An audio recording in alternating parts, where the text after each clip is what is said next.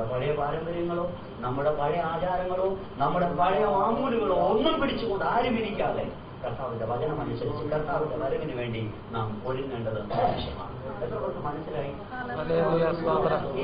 ഞാൻ അധികമൊന്നും പറഞ്ഞില്ല, ഞാനൊരു വലിയ പ്രസംഗം നടത്തിയില്ല, ഞാൻ ചില കാര്യങ്ങൾ ഇങ്ങനെ സൂചിപ്പിച്ചു പോയതേ ഉള്ളൂ. പക്ഷേ ഒരു കാര്യം മറക്കണ്ട, യേശുവിന്റെ വരവിന് മുമ്പ് യേശുവിന്റെ വരവ് ആസന്നമായി എന്ന് വിളിച്ചു പറയുന്ന തെളിവുകളാണ് ഇത് ഓരോന്നും സംഭവിച്ചുകൊണ്ടിരിക്കുന്നത്. ഇനി കർത്താവിന്റെ വരവിന് മുമ്പ് ഏകദേശപ്പെട്ട സകല മനുഷ്യനെയും ഇത് ലോകം അടിച്ചേൽപ്പിക്കും. ഇപ്പൊ ഒരുപോലെ ചിപ്പ് ഇത് തേറ്റില്ല കേട്ടോ. എല്ലാ ധനവാന്മാരും ഇപ്പോൾ ഇതിനകത്ത് അങ്ങ് വാങ്ങിച്ചങ്ങ് വിധിയും. അങ്ങനെ വരുമ്പോൾ ലോക നിയമം കൊണ്ടുവരും, രാജ്യങ്ങൾ നിയമം കൊണ്ടുവരും. ഇനി പാസ്പോർട്ട് ഓഫീസർ അടച്ചുകൂട്ടാൻ പോവുകയാണ്. ഇനി കംപ്ലീറ്റ് കാര്യങ്ങൾ ഇതാ കമ്പ്യൂട്ടർ യുഗമാണ്. കമ്പ്യൂട്ടർ യുഗമായതുകൊണ്ട് ഇനി ഇത് തന്നെയാണ് പരിപാടി. അങ്ങനെയാണെങ്കിൽ വേറൊരു കുഴപ്പം കൂടെ ഇവിടെ ഉണ്ട്.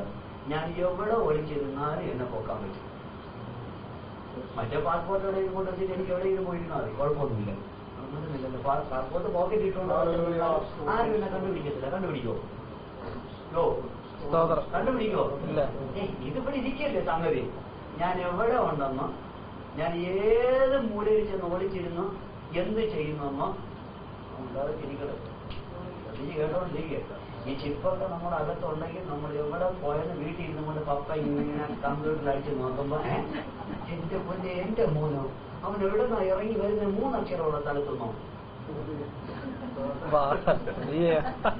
പണ്ട് ഞാൻ പോയിട്ട് ഇത്ര ധൈര്യത്തിൽ പോയിട്ടില്ലല്ലോ.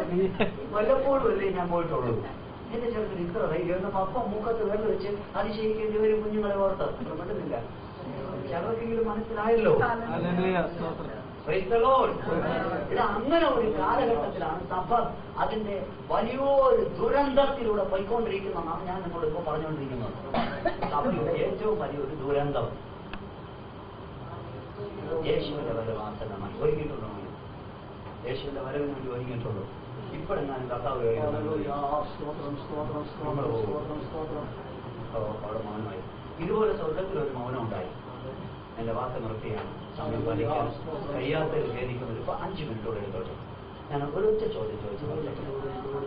നാം നമ്മുടെ കർത്താവിന്റെ വരവിന് വേണ്ടി ഒരുങ്ങിയിട്ടുള്ളൂ. ഞാനൊരു ഭൗതിക കാര്യങ്ങളെ കുറിച്ച് പറഞ്ഞു, ഒരു ഭൗതിക പ്രവചനവും ഞാനിവിടെ നടത്തിയിട്ട് ഒറ്റ ചോദ്യം ചോദിക്കട്ടെ.